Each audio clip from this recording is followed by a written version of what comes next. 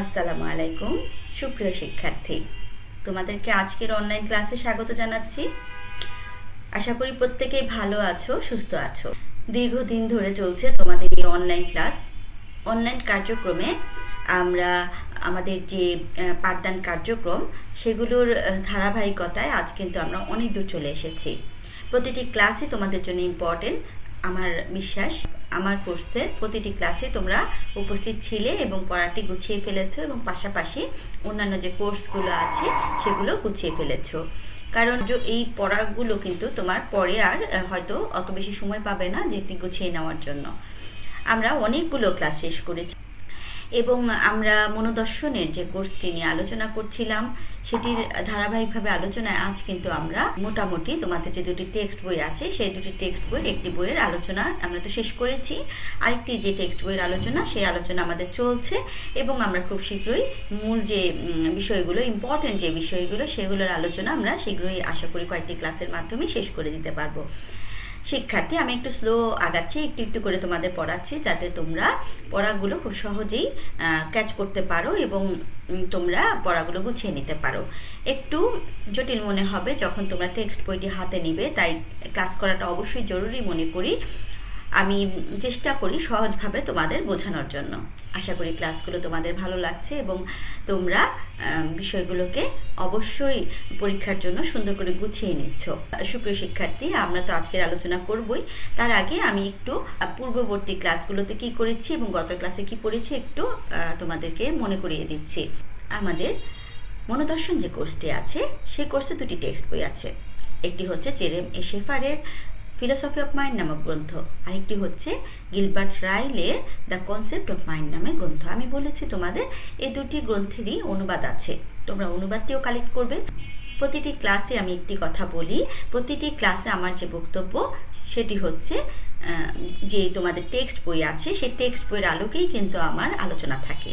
আমি যখন তোমাদের জেরেমি শেফারের ফিলোসফি অফ মাইন্ড গ্রন্থটি পড়িয়েছি তখন কিন্তু আমি চ্যাপ্টার ওয়াইজ তোমাদের পড়ানোর চেষ্টা করেছি এবং মূল কথাগুলো তোমাদের বোঝানোর চেষ্টা করেছি এবং সেখানে প্রত্যেকটি কথাই মূলত জেরেমি শেফারের কথাই আমি আমার ভাষায় তোমাদের কাছে ব্যক্ত করেছি, সহজভাবে বলার চেষ্টা করেছি। সেই আলোচনায় আমরা জেনেছি মনোদর্শন কি, মনোবিজ্ঞানের সাথে মনোদর্শনের যে সম্পর্কটি এবং দুটির মধ্যে পার্থক্যটা কোথায় বা মিল কোথায় সেই জিনিসগুলো আমরা জেনেছি এবং আমরা সেখানে জেনেছি মনোদর্শনের বিষয়বস্তু কি, মন কি, আত্মা কি, চেতনা কি, তাই না? এবং চেতনাকে আমরা কিভাবে জানতে পারি, চেতনাকে জানার মাধ্যম হিসেবে যে দুটি মতবাদ আছে উত্তম পুরুষ বিবরণ, নাম পুরুষ বিবরণ, সেগুলো ডিটেলস আমরা জেনেছি, সেগুলো সুবিধা অসুবিধা জেনেছি।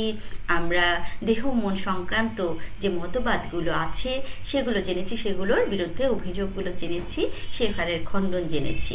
আমরা সর্বশেষ যে অধ্যায়টি কাজ নামে আছে সেই কাজের যে তত্ত্বগুলো আছে সেগুলো জেনেছি। জেরেমি শেফারের বই মূলত এই বিষয়গুলো আলোচনা করা হয়েছে। খুব ছোট একটি বই, আমরা খুব ছোট গ্রন্থটি খুব সহজেই শেষ করে ফেলেছি এবং আমরা কিন্তু তারপর যে টেক্সট বইটি the concept of mind Gilbert রাইলের লেখা সেটির আলোচনা শুরু করেছি এবং সেই ধারাবাহিকতা আমরা প্রথম চ্যাপ্টার পড়েছি, দ্বিতীয় চ্যাপ্টার পড়েছি। আজ কিন্তু তারই ধারাবাহিকতায় আমরা তৃতীয় চ্যাপ্টারটি নিয়ে আলোচনা করব। প্রথম এবং দ্বিতীয় যে চ্যাপ্টারে আমরা কি পড়েছি, আমরা কিন্তু দেখেছি গিলবার্ট রাইল ডেকার্টের থিওরিকে একেবারে আক্রমণ করেছেন একদম প্রথম চ্যাপ্টারে এবং তিনি কিন্তু ডেকার্টের দেহমন সংক্রান্ত যে মতবাদটি রয়েছে সেটিকে যন্ত্রীভূত মতবাদ বলে আখ্যায়িত করেছেন। অর্থাৎ দেহ মন যে পরস্পরকে ক্রিয়া প্রতিক্রিয়া করে এবং দেহ একটি যান্ত্রিক পদার্থ কীভাবে এর মধ্যে মন আবার একটি পৃথক সত্তা কীভাবে ক্রিয়া করে, এই বিষয়টির ব্যাখ্যায় ডেকার্টের যে ভুলটি আছে, যেখানে ভুলটি করেছেন সেটি চিহ্নিত করেছেন এবং সেটিকে তিনি যন্ত্রীভূত মতবাদ বলে আখ্যায়িত করেছেন। দ্বিতীয় চ্যাপ্টারে আমরা দেখেছি, গত ক্লাসে আমরা সেটি শেষ করেছি, কি জানা এবং কিভাবে জানা শিরোনামে আছে। সেখানে ধী শক্তির উপকথা অর্থাৎ বুদ্ধিমত্তার ক্ষেত্রে মানুষের যে ভুলগুলো, সাধারণ মানুষ বা সাধারণ দার্শনিকগণ যে ভুলগুলো করে থাকেন সেই ভুলগুলোকে গিলবার্ট রাইল চিহ্নিত করার চেষ্টা করেছেন এবং সেটিকে কিভাবে আমরা আসলে সঠিক বুদ্ধিমত্তার সংজ্ঞা কি হবে সেটিকে বলার ব্যাখ্যা করার চেষ্টা করেছি। আমরা এতগুলো ক্লাসের মাধ্যমে এত কিছু জেনেছি, আজ আমরা তারই ধারাবাহিকতায় কিন্তু গিলবার্ট রাইলের যে তৃতীয় অধ্যায়টি আছে ইচ্ছা নামে বা অভিপ্সা নামে বা অভিপ্রায় নামে, যাই বলি না কেন, এই বিষয়কে আমরা যে ইচ্ছার ক্ষেত্রে আমরা যে ভুল ব্যাখ্যা দিয়ে থাকি, আমরা বুদ্ধিমত্তার বিষয়কে যেখানে আমরা ইচ্ছা বলে ব্যাখ্যা করি, এখানে যে সাধারণ মানুষ এবং দার্শনিকগণ ভুল করে থাকেন, এখানেও গিলবার্ট রাইল সেই ভুলটিকে চিহ্নিত করার চেষ্টা করেছেন এবং সেটির খণ্ডন করে গিলবার্ট রাইল নিজের মতো ব্যাখ্যা দিয়েছেন। আমরা সেটি আজকে আলোচনা করব। আমার মনে হয় তোমাদের আজকের পড়াটি ভালো লাগবে। মনোযোগ দিয়ে ক্লাস করো। আমার পরিচয়টি তোমাদের জন্য রাখছি। আমার পরিচয়টি রেখে তোমাদের আজকের আলোচনা আমি শুরু করতে যাচ্ছি। আমি মনোয়ারা বেগম, প্রভাষক, দর্শন বিভাগ, সরকারি তোলারাম কলেজ, নারায়ণগঞ্জ। তোমাদের যে টেক্সট বইটি আছে দ্য কনসেপ্ট অফ মাইন্ড নামে গিলবার্ট রাইলের লেখা, এই গ্রন্থটির ছবি তোমাদের আগেও দেখিয়েছি এবং লেখক পরিচিতি তোমাদের আগেই দেওয়া হয়েছে গিলবার্ট রাইল এবং তার গ্রন্থের কিছু পরিচিতি আগের ক্লাসগুলোতেও তোমাদের জন্য আমি রেখেছিলাম। শিক্ষার্থী, আশা করি তোমরা এগুলো জেনে নিয়েছো। আমি এই ব্যাপারে আর কথা বলবো না। আমাদের দুটি টেক্সট বই কি কি সেটি আবার একটু দেখে নিই।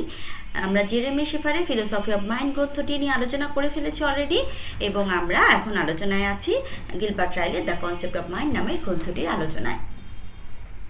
আমরা গিলবার্ট রাইলের যে গ্রন্থটি আছে তার যে তৃতীয় অধ্যায় ইচ্ছা নামে বা অভিপ্সা নামে বা অভিপ্রায় নামে অধ্যায়টি আছে দ্য উইল, এই অধ্যায়টিতে আজ মূলত প্রথম যে অংশে গিলবার্ট রাইল আলোচনা করেছেন সেখানে হচ্ছে ইচ্ছা বলতে সাধারণ মানুষজন বা দার্শনিকগণ কোথায় ভুলটি করে থাকেন সেটি চিহ্নিত করবেন গিলবার্ট রাইল। এটি আমি একটু আগেই তোমাদেরকে বলেছি।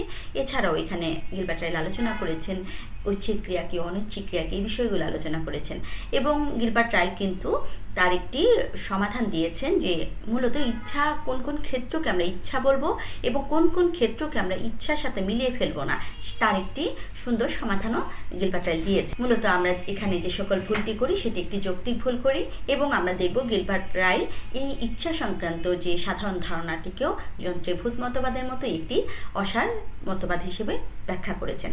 চলো শিক্ষার্থী, আজকের আলোচনা শুরু করি। অভিপ্সা কি? ইচ্ছাকেই অভিপ্সা বলা যায়। এই যে অভিপ্সার যে সাধারণ সংজ্ঞাটি এখন আমি তোমাদের দেব, এটি তোমাদের বুঝতে সাহায্য করবে।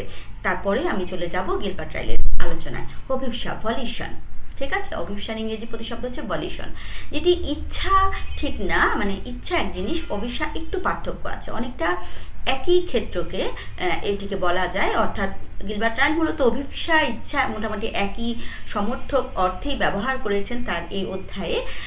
অভিপ্সা বা ভলিউশন বলতে আসলে আমরা যেটিকে বুঝি শেষে আমরা দেখব গিলবার্ট রাইল এই সমাধানটি দিয়েছেন। The faculty of power of using one's will, অর্থাৎ একজনের যে ইচ্ছা এক জিনিস, ইচ্ছাকে কাজে লাগানোর যে ক্ষমতা আমাদের মধ্যে আছে, অর্থাৎ আমরা চাইলেই ইচ্ছাকৃত কাজটিকে করতে পারি অথবা নাও করতে পারি। এই যে আমার সিদ্ধান্ত নেওয়ার যে দক্ষতাটি, ইচ্ছার অনুযায়ী কাজ করা বা না করা, বা আমার ভিতরে ইচ্ছা কাজ করতে পারে কিন্তু আমি সেটিকে কি করলাম না, ব্যবহার করলাম বা করলাম না। কিন্তু ইচ্ছা এক জিনিস, ইচ্ছাকে প্রয়োগ করার, প্রকাশ করার যে ক্ষমতা সেটিকে বলা হচ্ছে অভিপ্সা বা ভলিউশন, ঠিক আছে। আমি এটি সাধারণ সংজ্ঞা দিলাম অভিপ্সার। আমরা দেখব যে এই অভিপ্সার ক্ষেত্রে যে মিথগুলো আছে, যে ভুলগুলো আছে, সেই ভুলগুলোকে রাইল চিহ্নিত করেছেন এবং সব শেষে রাইল কিন্তু এই সংজ্ঞাটিকেই দেওয়ার চেষ্টা করেছেন যে অভিপ্সা বলতে এই জিনিসগুলোকে বোঝায়, কিন্তু অভিপ্সা বিষয়টি আর বুদ্ধিমত্তার বিষয়টিকে মিলিয়ে আমরা যখন সেটিকে ভিন্নভাবে ব্যাখ্যা দিই তখনই ভুলটা হয়। সাধারণ মানুষ ইচ্ছা বা অভিপ্সা বলতে যে বিষয়টি বুঝেছেন সেটি হচ্ছে আমাদের মনের বিষয়কে বাহ্যিকভাবে প্রকাশ করার কাজটি হচ্ছে ইচ্ছার কাজ বা অভিপ্সার কাজ। এই মতবাদে বিশ্বাসীদের মতে যে মানুষের যে মানসিক ক্রিয়া যেটি মনে ঘটে, মানুষ যখন চিন্তা করে বা কোনো কিছু ইচ্ছা করে, ইচ্ছাটি হচ্ছে মনেরই একটি মানসিক ক্রিয়ারই একটি অভিব্যক্তি এবং সেটি ঘটে মনে, এবং মানসিক ক্রিয়া একটি বিষয় এবং দৈহিক ক্রিয়া, মানসিক ক্রিয়ার ফলে ঘটে যাওয়া দৈহিক ক্রিয়াটি আরেকটি বিষয়। অর্থাৎ এই মতবাদে বিশ্বাসীদের মূল কথা যেটি রাইল তুলে ধরেছেন সেটি হচ্ছে মানসিক ক্রিয়া একটি ক্ষেত্র মনের এবং শারীরিক ক্রিয়া মাংসপেশির সঞ্চালনের ক্রিয়াটি, দৈহিক ক্রিয়াটি আরেকটি ক্ষেত্র, মানে দুটি ভিন্ন ভিন্ন ক্ষেত্র, দুটি একটির সাথে একটিকে আমরা মিলিয়ে ফেলবো না, দুটি ভিন্ন বিষয়। কিন্তু এই দুটি বিষয়ের মধ্যে আবার যেটি হয় যে আমরা যখন মনে কোনো কিছুর ইচ্ছা করি তখন আমরা কি করি, তখন আমরা পেশি সঞ্চালন করি এবং সেই কাজটি করি। ধরে নিই এই লোকটি হাঁটার একটা ইচ্ছা পোষণ করছে, তার মনের মধ্যে সেটি কাজ করছে যে আমি এখন হেঁটে এখান থেকে হয়তো কলেজে যাব। তখন সে কি করলো, মনের মধ্যে ইচ্ছাটিকে পেশি সঞ্চালনের মাধ্যমে সে পেশিকে সঞ্চালন করলো এবং সে চলতে লাগলো। এই যে মনের ক্রিয়াটি আবার দৈহিক ক্রিয়া সংগঠন করলো। অর্থাৎ এই মতবাদে বিশ্বাসীদের মতে আমাদের মনে যখন কোনো চিন্তা কাজ করে, ইচ্ছা কাজ করে, সেটিকে বাস্তবায়িত করাই হচ্ছে ইচ্ছার কাজ। অর্থাৎ সেটি দ্বারাই আমাদের মাংসপেশি সঞ্চালিত হয় এবং একটি কাজ সংগঠিত হয়। ব্যাপারটিকে বোঝা গেল?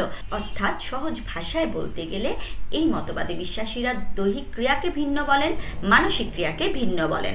আবার তারা মনে করেন মানসিক ক্রিয়া দ্বারাই দৈহিক ক্রিয়ার সৃষ্টি হয় এবং মানসিক ক্রিয়াটি আমাদের ইচ্ছার কারণে ঘটিত হয়। অর্থাৎ আমরা বাহ্যিক আচরণ দিয়ে যে সকল কাজকে দেখি, আমাদের পেশি সঞ্চালনমূলক যে সকল কাজকে দেখি, প্রত্যেকটি কাজের পেছনে আমাদের কোনো না কোনো ইচ্ছা জড়িত।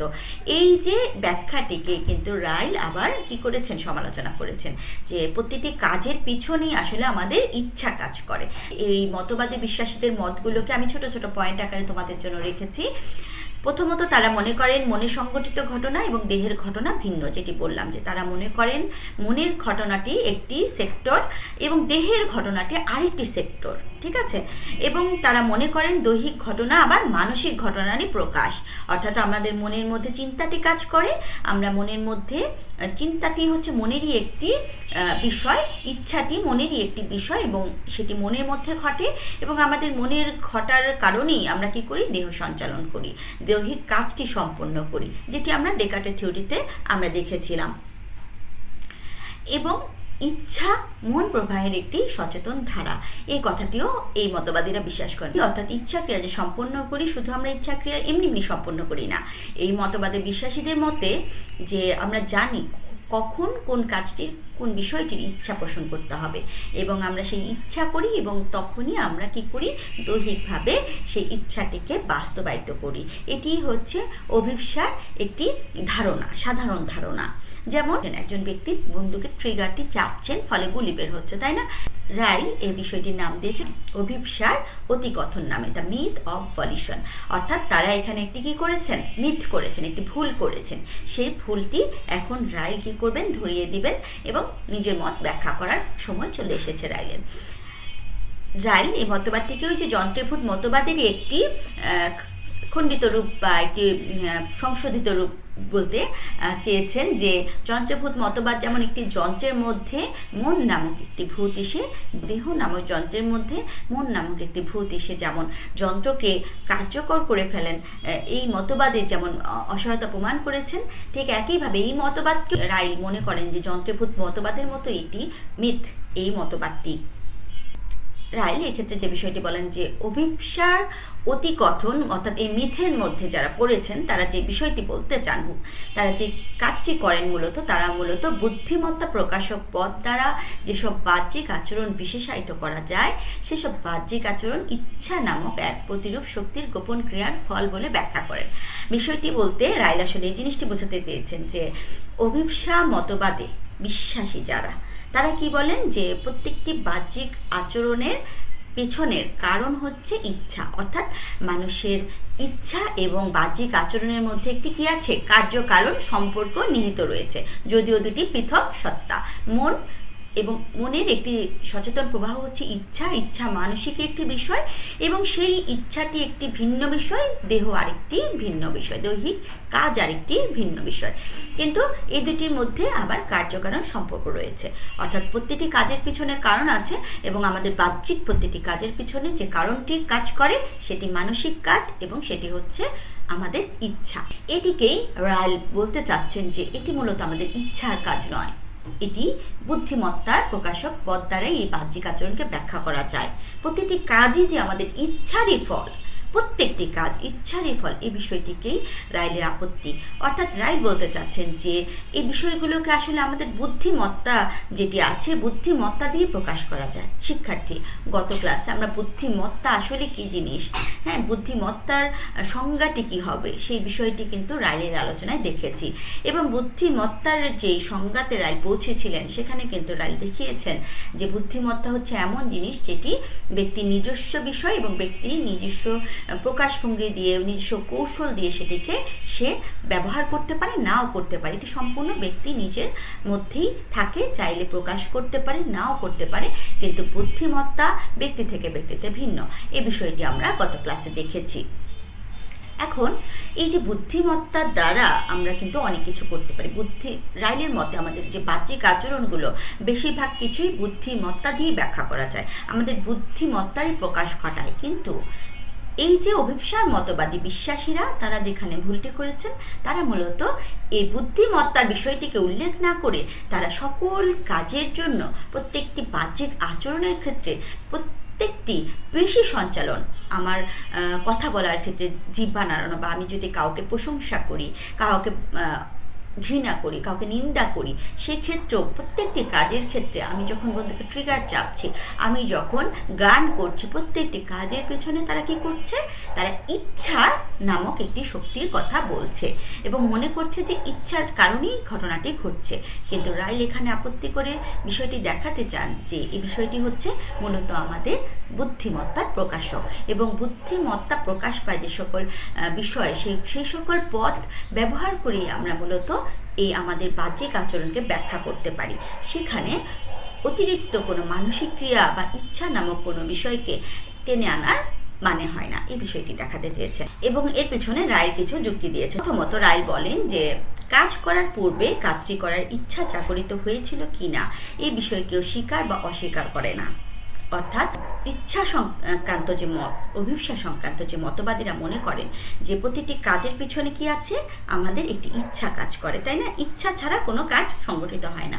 তাহলে আমরা যদি এরকম বলি যে যখন আমাদের কোনো কাঠগড়ায় কোনো আসামিকে দাঁড় করানো হয়, তাকে জিজ্ঞাসা করা হয় তুমি কি এই কাজটি করেছো, সে বলবে যে হ্যাঁ কাজটি আমি করেছি অথবা করিনি। সে কাজটি সম্বন্ধে স্বীকার বা অস্বীকার করবে। বড় জোরে তাকে জিজ্ঞাসা করা হবে কি উদ্দেশ্যে তুমি কাজটি করেছিলে। এখন ব্যক্তি তার কাজের উদ্দেশ্যকে বড়জোর ব্যাখ্যা করবে, কিন্তু কখনোই ব্যক্তিকে এটি জিজ্ঞাসা করা হয় না যে এই কাজটি করার পেছনে তোমার কোনো ইচ্ছা কাজ করছিল কিনা। এই যে ইচ্ছার বিষয়টিতে কিন্তু কোনো আসামি বা কোনো ব্যক্তি কোনো কিছু স্বীকার বা অস্বীকার করে না। তাহলে কাজের পিছনে ইচ্ছার বিষয়টি কেমন একটু অসার বিষয়টি চলে আসে। যেমন রাইল আরেকটি উদাহরণ দেন, যেমন কোনো একজন ব্যক্তি যদি কবিতা আবৃত্তি করেন, ঠিক আছে, লিটল মিস মাফেট বা যে কোনো একটি কবিতা ব্যক্তি যদি পাঠ করেন, কবিতার কিছু লাইন যদি সে উচ্চারণ করেন, তাহলে সেক্ষেত্রেও কি বিষয়টি একই হয়ে দাঁড়ায় যে তুমি কি এই কবিতাটি আবৃত্তির পূর্বে কবিতাটি আবৃত্তি করার ইচ্ছা করছিলে কিনা, বা প্রত্যেকটি কথা, আমি যখন কোনো কথা বলছি বা কোনো একটি গানের চয়ন উচ্চারণ করছি, তখনও কিন্তু এই প্রশ্নটি করা যায় যে এই গানটি গাওয়ার পিছনে তুমি ইচ্ছা করছিলে। তার মানে কি আমাদের প্রত্যেকটি কথা, প্রতিটি শব্দ চয়নের পিছনেও আমাদের কি হবে, একটি ইচ্ছা বিষয় জড়িত থাকবে। একইভাবে রায় বলেন যে এই যে ব্যক্তিটি কবিতা আবৃত্তি করছে এবং এই কবিতা আবৃত্তিটির পিছনে তার একটি ইচ্ছা রয়েছে, তাহলে একজন মানুষের এই কাজের পিছনের প্রশংসা আমি করব কি করব না, এর বিষয়ের পিছনে একটি ইচ্ছা রয়েছে। অর্থাৎ আমি যদি প্রশংসা করি তাহলে তার কাজটিকে নয়, কাজের পিছনের ইচ্ছাকে অনুসন্ধান করে তাকে প্রশংসা করতে হবে। যেমন আরেকটি উদাহরণ দিয়েছেন যে একজন ব্যক্তি যখন খুব মাথা ব্যথা হয়েছে, ব্যক্তি মুখে অভিব্যক্তি করলেন না, কিন্তু তার বাহ্যিক আচরণে আমরা বুঝতে পারি যে ব্যক্তিটি হয়তো মাথা চেপে বসে আছে এবং তার মাথার যে যন্ত্রণা হচ্ছে সেটি আমরা বুঝতে পারি। এবং ব্যক্তি যদি কখনো হতাশা বোধ করে, মন খুব খারাপ থাকে, আমরা এটি তার বাহ্যিক আচরণ দিয়ে বুঝতে পারি। এখন এই ক্ষেত্রেও কি আমরা বলবো যে ব্যক্তিটি মাথা ব্যথার জন্য ইচ্ছা পোষণ করেছেন বা মাথাটা চেপে ধরার জন্য, তার মাথা ব্যথার যে কারণে তার যে আচরণগুলো হচ্ছে এগুলো করার জন্য কি তিনি ইচ্ছা পোষণ করে থাকেন? অথবা একজন ব্যক্তি মন খারাপ হতাশাগ্রস্ত হওয়ার জন্য যে আচরণগুলো করেন যে প্রকাশগুলো হয় আচরণে আমরা বাইরে থেকে দেখতে পাই, সেই কাজগুলো করার পেছনেও কি ব্যক্তির কোনো না কোনো ইচ্ছা কাজ করছে, এই বিষয়টিকে প্রশ্নটি নিতান্তই অবান্তর। রাইল এখানে প্লেটো এরিস্টটলের দর্শনের নিয়ে কথা বলেন, যে প্লেটোর আলোচনায় আমরা দেখেছি, এরিস্টটলের আলোচনায় আমরা দেখেছি তারা আত্মা সম্বন্ধে আলোচনা করেছেন, তাই না? এই যে আত্মার কাজ নিয়ে তারা আলোচনা করেছেন, আত্মার আলোচনার ক্ষেত্রেও কিন্তু তারা কোথাও ইচ্ছার বিষয়টি আনেননি, বা তারা কখনো বলেননি যে আমরা ইচ্ছা করছি তাই আমরা আত্মাকে নিয়ে আলোচনা করছি, আত্মার আলোচনা নিয়ে গবেষণা করছি, বা আত্মার ক্রিয়া নিয়ে কাজ করছি। এভাবে যদি প্রত্যেকটি ক্রিয়ার পিছনে আমরা ইচ্ছার অনুসন্ধান করি, তাহলে বিষয়টি সত্যি সত্যি কি হয়ে যাবে, আসলে অতিকথন হয়ে যাবে, যন্ত্রীভূত মতবাদের মতোই এটিকে অসার বলা যাবে।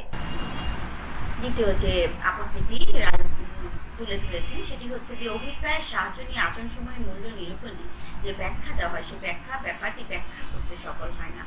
অর্থাৎ প্রতিটি কাজের পিছনেই কি আছে, অভিপ্রায় আছে, অভিপ্সা আছে, তাই না, এই মতবাদে বিশ্বাসীদের মধ্যে। এখন তাহলে যেমন একজন ব্যক্তি উদাহরণ দিয়েছি যে কবিতা আবৃত্তি করছেন, এখন তার কবিতা আবৃত্তি আমরা কিভাবে দেখছি, যে বাহ্যিক ক্রিয়ার মাধ্যমে দেখতে পাচ্ছি, তাই না, তার বাহ্যিক কার্যকলাপের মাধ্যমে দেখতে পাচ্ছি। এখন এই যে শিক্ষকটি রয়েছে বা পিতা মাতা রয়েছেন, তারা কি করবেন, শিশুটির এই কাজের জন্য কি করবেন, তাকে হয় প্রশংসা করবেন, না হয় নিন্দা করবেন, যেটি করেন না কেন সেটিও একটি মাংসপেশির সঞ্চালন। এখন যে ব্যক্তিটি কাজটি করছেন সেটির পিছনে নিশ্চয়ই যিনি কবিতা আবৃত্তি করছেন বা ভালো একটি কাজ করছেন তার প্রশংসা করার জন্য আমরা কি করি, ব্যক্তিটির এই কাজের পেছনের একটি অভিপ্সার অনুসন্ধান করি। আমরা ধরে নেই ব্যক্তিটি এই কাজটি করার ইচ্ছা পোষণ করেছেন। এখন ব্যক্তিটি যদি মুখে এটি স্বীকার করেন যে হ্যাঁ আমি কাজটি করেছি, তাহলে তার এটিও একটি ইচ্ছারই ফসল।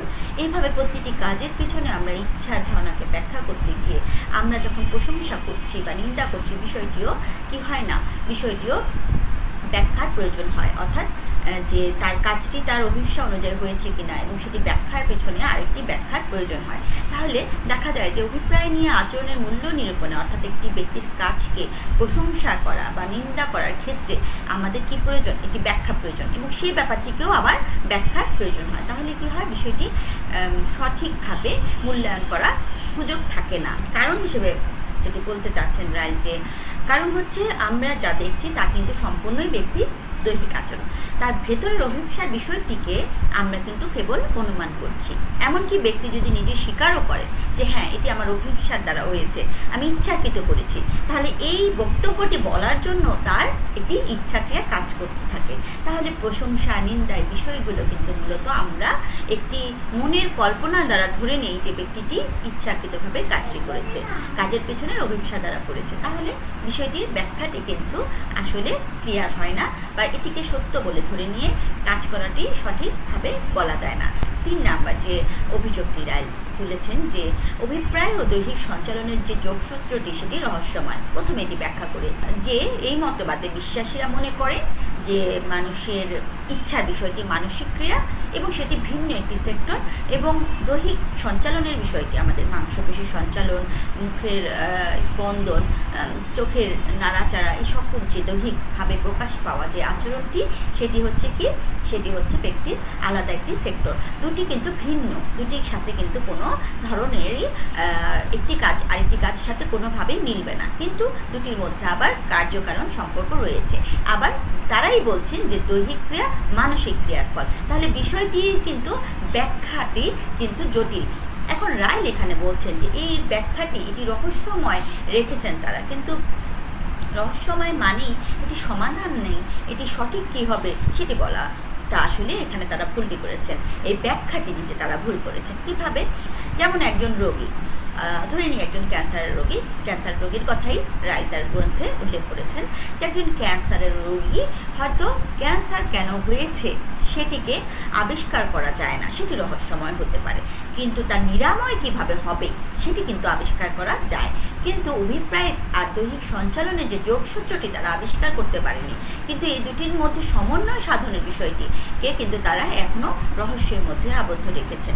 মূলত প্রত্যেকটি কাজকে অভিপ্রায় দিয়ে ব্যাখ্যা করতে গিয়েই কিন্তু তারা এখানে ভুলটি করেছেন, এই রহস্যের সমাধান তারা করতে পারেননি। এই জন্যই রায় বিষয়টিকে এভাবে আপত্তি হিসেবে তুলে ধরেছেন। 4 নাম্বার যে ব্যাখ্যাটি রাইল দিয়েছেন যে অভিপ্রায়গুলো নিজেরা কেমন, তারা কি মনের ঐচ্ছিক ক্রিয়া না অনৈচ্ছিক ক্রিয়া, এটি ক্লিয়ার না। এখন এই প্রশ্নের জবাবে অভিপ্সার মতবাদীরা কিন্তু বিষয়টিকে পেঁচিয়ে ফেলেন। অর্থাৎ আমরা বলছি অভিপ্সার মাধ্যমে, অভিপ্রায়ের মাধ্যমে বা ইচ্ছার মাধ্যমে কাজ হচ্ছে। এখন আমরা দৈহিক ক্রিয়াকে দেখতে পাচ্ছি, আমাদের পেশি সঞ্চালনকে দেখতে পাচ্ছি, কিন্তু আমরা বলতে পারছি না যে অভিপ্রায়গুলো এরকম বা অভিপ্রায়গুলো এমন হয়, সেটিকে ব্যাখ্যা করা যাচ্ছে না। এখন আবার বলছি, যেহেতু প্রত্যেকটি কাজই হচ্ছে আমাদের কি, আমাদের অভিপ্সার ফল, আমাদের অভিপ্রায়ের ফল। যেমন আমি এখন হাত নাড়াচ্ছি, এটি আমার ঐচ্ছিক ক্রিয়ার ফল। আমি যে কথা বলছি, এটিও আমার ইচ্ছার ফল। এবং আমি যা করছি, একটি গান গাচ্ছি, একটি কবিতা আবৃত্তি করছি, কিংবা আমি বন্ধুকে ট্রিগারটি চাপছি, হ্যাঁ, যাই করছি না কেন, প্রতিটি কাজই কি আমার ইচ্ছার ফল, অর্থাৎ আমার মনের একটি ইচ্ছা কাজ করছে এর পিছনে। এখন রাইল এখানে প্রশ্নটি করতে চাচ্ছেন, এই যে ইচ্ছার কথাটি বলছি, এই ইচ্ছাটি কি ঐচ্ছিক না অনৈচ্ছিক? কারণ এমন অনেক কাজ দেখি, যখন আমি একটি বিপদের মুখে পড়ে গেলাম, আমাকে কিন্তু তাৎক্ষণিক বন্ধুকে ট্রিগারটি ঠিক করে আমাকে নিজেকে রক্ষা করতে হচ্ছে। এই ট্রিগারটি চাপার পেছনেও, ট্রিগারটিকে প্রেস করার পেছনেও আমার একটি ইচ্ছা কাজ করছে। এই যে ইচ্ছা, এই বিষয়টিকে ব্যাখ্যাটি তাহলে কি দ্বন্দ্বের সৃষ্টি করছে না? যে তাহলে আমার এই ট্রিগারটি চাপার পেছনে যে আমার ইচ্ছা কাজ করছে, সেই ইচ্ছা করার পেছনেও কি করতে হবে, আমাকে আরেকটি ইচ্ছা করতে হবে। তার মানে প্রত্যেকটি কাজের পেছনে যদি একটি ইচ্ছা থাকে, সেই ইচ্ছার পেছনে আমাকে আরেকটি ইচ্ছার অনুসন্ধান করতে হবে, এবং সেই ইচ্ছার অনুসন্ধানের পেছনে আমাকে আরেকটি ইচ্ছার অনুসন্ধান করতে হবে।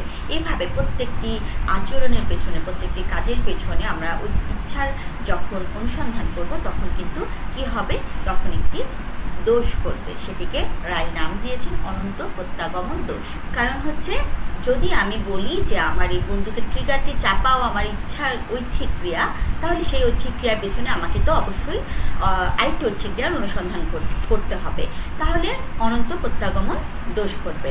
তাই অনেকে হয়তো এটি ব্যাখ্যায়, অভিপ্রায় মতবাদী বিশ্বাসীরা অনেকে বলেন যে এটি আমার ঐচ্ছিক ক্রিয়াও না অনৈচ্ছিক ক্রিয়াও নয়, শুধুমাত্র এটি ইচ্ছার ফল। তাহলেও কিন্তু সেটি কি হয়, সেটি অসার হয়ে যায়। হ্যাঁ, তাহলে সেই যুক্তিটিও কিন্তু আর খাটে না।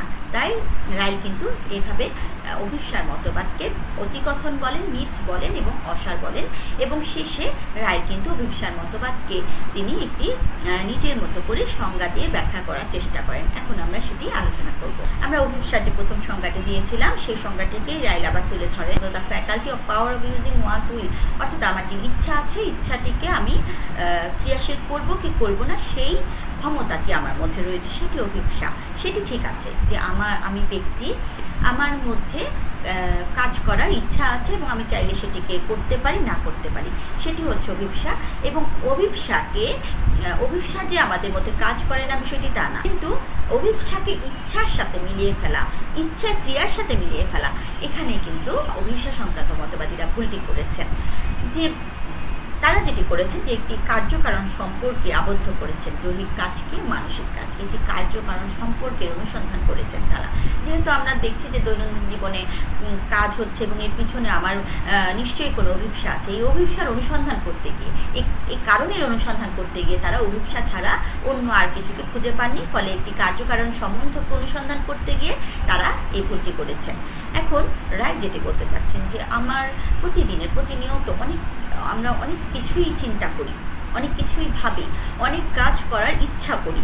এই যে ইচ্ছা করা এক বিষয়, এবং ইচ্ছার কারণে এই ইচ্ছা করার চাইলে আমি সেটিকে বাস্তবায়িত করতে পারি, চাইলে নাও করতে পারি, এই ক্ষমতাটি হচ্ছে অভিপ্সা। কিন্তু প্রতিটি দৈহিক আচরণকেই আমাদের অভিপ্সার ফল বলা যায়, এখানে ভুলটি। কারণ আমি সংকল্প করি, আমি কাল থেকে ভালো করে পড়াশোনা করব, বা আমি এখন এই কাজটি করবো, আমি সংকল্প করতে পারি, সেটি আমার ইচ্ছা, এবং আমার এই সংকল্পের বিষয়টি আমি চাইলে বাস্তবায়িত করতেও পারি, নাও করতে পারি। এখন এই বিষয়টিকে আমরা যখন ইচ্ছার সাথে মিলিয়ে ফেলছি, তখনই আমরা ভুলটি করছি। আমার প্রতিজ্ঞাবদ্ধ হওয়া, আমার সংকল্পবদ্ধ হওয়া, এই বিষয়টিকে আমরা ইচ্ছার সাথে মিলিয়ে ফেলছি। আমি সকালে ঘুম থেকে বিছানায় উঠার এখন চিন্তা করতে পারি, আমি ইচ্ছা করতে পারি আমি এখন বিছানা থেকে উঠবো, আমি উঠে দাঁত ব্রাশ করবো, আমি বাইরে বের হব, এটি আমার ইচ্ছা। এখন এই ইচ্ছা ক্রিয়ার কারণে আমি কিছু পেশি সঞ্চালন করতে পারি, আমি হয়তো হাতটি মুষ্টিবদ্ধ করলাম, উঠার চেষ্টা করলাম, এটি আমার বাহ্যিক আচরণ, কিন্তু আমি আবার বিছানা থেকে উঠলাম না, আমি আবার শুয়ে পড়লাম। এখন এই যে আমার মাংসপেশির ক্রিয়া হলো, এটি ইচ্ছার ফল হলো, কিন্তু আমি কিন্তু মূল যে ইচ্ছাটি করেছিলাম বিছানা থেকে উঠবো, আমি কিন্তু সেটি করিনি। তাহলে কি আমার ইচ্ছাটি কিন্তু আমি সম্পূর্ণ করলাম না। তাহলে এখানে যে ঘটনাটি রায় বলতে চাচ্ছেন যে প্রত্যেকটি মাংসপেশির সঞ্চালনকে আমরা ঐচ্ছিক বিষয়ের ফল বলতে পারি না। আমরা একজন ব্যক্তিকে প্রশংসা করব তার কাজ দেখে, তাৎক্ষণিক কিছু বুদ্ধিমত্তার বিষয় রয়েছে যেটি তাৎক্ষণিক করতে হয়, সেই তাৎক্ষণিক কাজের ফলশ্রুতিতেই কিন্তু আমরা একজন ব্যক্তিকে প্রশংসা করব অথবা নিন্দা করব। এই বিষয়টির পেছনেও যদি আমরা একটি ইচ্ছার অনুসন্ধান করি, তাহলে আমার প্রশংসা করার বিষয়টিও আমার ইচ্ছার ফল, সেই ইচ্ছার পেছনে আমার ইচ্ছার ফল, এভাবে কিন্তু আমাদের অনন্ত প্রত্যাগমন দোষ দেখা দিবে। তাহলে আমরা ইচ্ছা দিয়ে সকল বাহ্যিক আচরণকে অনুসন্ধান করতে আসলে পারি না। আমাদের প্রত্যেকটি আচরণ, প্রত্যেকটি মাংসপেশির সঞ্চালন আসলে আমাদের অভিপ্সার বা ইচ্ছার ফল নয়। হ্যাঁ, কিছু কাজ আমরা ইচ্ছা দ্বারা নিয়ন্ত্রণ করতে পারি, চাইলে করতে পারি, নাও করতে পারি, কিন্তু না করলেও কিন্তু ইচ্ছার বিষয়টি থেকে যায়, সেটি বাহ্যিক আচরণ দিয়ে প্রকাশ পাচ্ছে না। তার মানে এই নয় যে ইচ্ছাটি নেই। আবার ইচ্ছাটি থাকা সত্ত্বেও আমরা কিন্তু অনেক সময় বাহ্যিক আচরণটি সেরকম করতে পারি না। যেমন রাইট বন্দুকের ট্রিগারটি চাপার কথা বলেছেন। আমাকে যখন কেউ আক্রমণ করতে আসলো, আমি তাৎক্ষণিক যখন নিজেকে রক্ষা করার জন্য বন্দুকের ট্রিগারটি চাপবো, তার আগে কিন্তু আমার মধ্যে এটি করার ইচ্ছা ছিল না, অথবা আমি ইচ্ছা করলাম বন্দুকের ট্রিগারটি চাপবো, কিন্তু আমি যেভাবে চাপার ইচ্ছা করলাম সেভাবে ঘটলো না। তাহলে বিষয়টি কি হলো? বিষয়টি কিন্তু আর আমার এই কাজের পেছনের ইচ্ছাটি ঘটলো না। মূলত এই বিষয়টি হচ্ছে আমাদের বুদ্ধিমত্তার বিষয়, আমাদের কৌশলগত জ্ঞানের বিষয়, আমাদের চর্চার বিষয়, আমাদের অভিজ্ঞতার বিষয়। এই বিষয়টিকে ইচ্ছার সাথে মিলিয়ে ফেলা, এখানেই হচ্ছে তারা ভুল করেছেন, যেটি যন্ত্রীভূত মতবাদের মতোই অসার একটি মতবাদ। সুপ্রিয় শিক্ষার্থী, আমার আজকের আলোচনা এই পর্যন্তই থাকবে। আশা করি তোমরা আলোচনা বুঝতে পেরেছ। আজ আমরা দ্য কনসেপ্ট অফ মাইন্ড গ্রন্থের, গিলবার্ট রাইলের লেখা গ্রন্থটি, সেই গ্রন্থের ৩য় অধ্যায় থেকে আলোচনা করেছি। সেখানে আমরা অভিপ্সার ধারণা নিয়ে আলোচনা করেছি এবং অভিপ্সা সম্পর্কিত যে ভুল রয়েছে, যে অতিকথা রয়েছে, যে ভুলটি ঘটে, সেই ভুলটি রাইল কীভাবে ব্যাখ্যা করেছেন সেটি নিয়ে আলোচনা করেছি। সেখানে রাইলের যুক্তিগুলো দেখেছি এবং দেখেছি রাইল মনে করেন যে সব কিছুকে ইচ্ছা দ্বারা ব্যাখ্যা করা যাবে না, এই সিদ্ধান্তে উপনীত হন। শিক্ষার্থী, আজকের আলোচনাটি আশা করি বুঝতে পেরেছ। তোমাদের এই আজকের আলোচনার প্রেক্ষিতে যে কোশ্চেন আসে, সাধারণত ছোট কোশ্চেন আসে, যে অভিপ্রায় বলতে রাইল কি বুঝিয়েছেন, কিভাবে রাইল অভিপ্রায়ের অধিকথাকে ব্যাখ্যা করেছেন, বড় প্রশ্ন আকারেও আসতে পারে, অথবা অভিপ্রায় বলো বা ইচ্ছা ধারণায় বলো বা অভিপ্সার ধারণা, যে নামেই আসুক না কেন, কোশ্চেনটি মূলত একই হবে। তোমরা ভালো থাকো, সুস্থ থাকো, নিরাপদ থাকো। তোমাদের সকলের জন্য সার্বজনীন শুভকামনা রইল। সবাই ভালো থাকো। আল্লাহ হাফেজ।